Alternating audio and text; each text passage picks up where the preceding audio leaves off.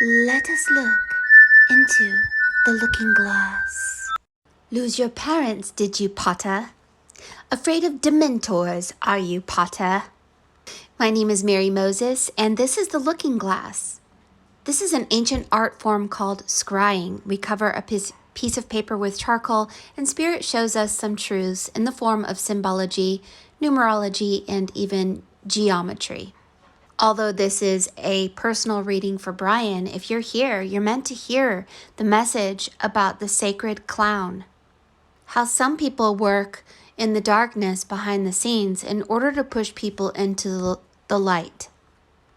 If you feel that you are stepping into your adepthood and you are balancing your spirit, you may be called to become a master conductor, a judge, a timeline shifter, or dimension shifter.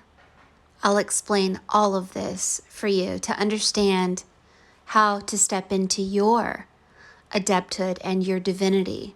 Brian, notice there are 2 trains. There are 3 eyes underneath the bridge of the train. The train bridge made a mirror. This reflects a world of illusion, possibly a simulation. You are controlling the train, and the allegories of the train have many. The lights, the steam, the smoke, the lead is all alchemical symbolism of shifting from lead to gold. Even the crucible and the steam on the train is an allegory.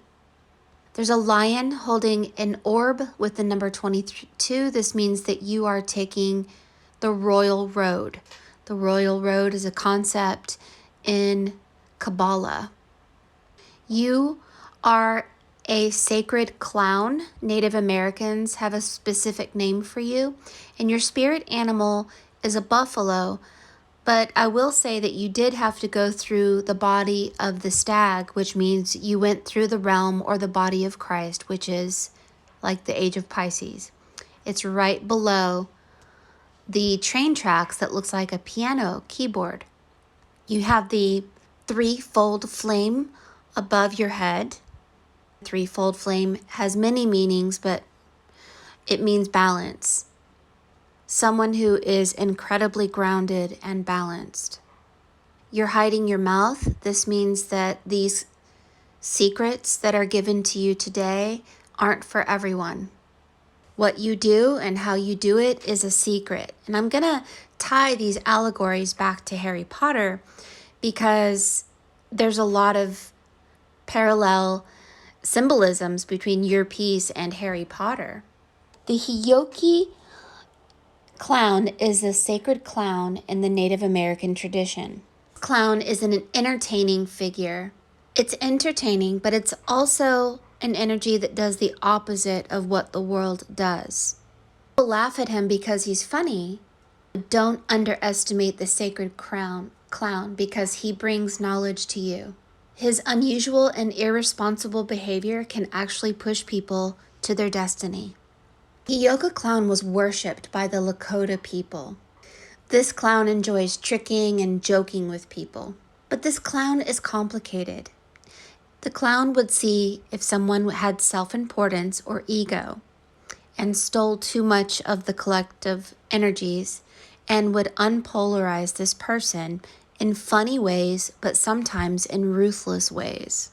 The clown was like a living, walking mirror which exposed pain, self-importance, ego, and lies. This clown was a keeper of sacred knowledge. It's a secret. He's called the sacred fool, but it doesn't mean that he's stupid at all. On the contrary, the clown has more freedom than anyone. This is why you're above all the lower realms of the eyes. The Hioka will walk backwards, walk upside down. If someone walks forward, the clown will walk backward. This clown will see a woman who wears too much makeup and thinks too highly of herself and will make fun of her by wearing just as much makeup and dressing like her to be a mirror of their ego and their insecurities. Clown could be annoying because if it's cold outside and everyone's wearing clothes, the clown will go out and walk around naked.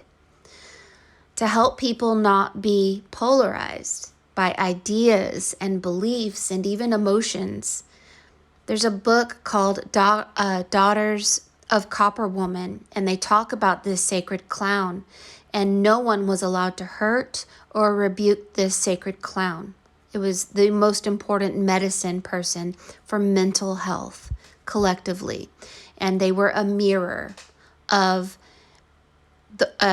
people who were out of balance. So the clown would break rules and violate norms and taboos to force people to decide what their boundaries are and set clear boundaries. They're like comedians, but they're not always funny, not to people who find themselves self-important or in a lot of pain.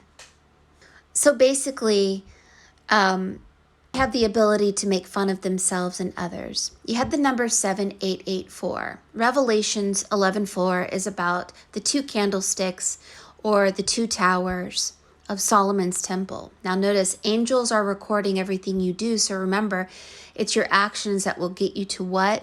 You have to read it backwards. It actually says Solomon's temple backwards here.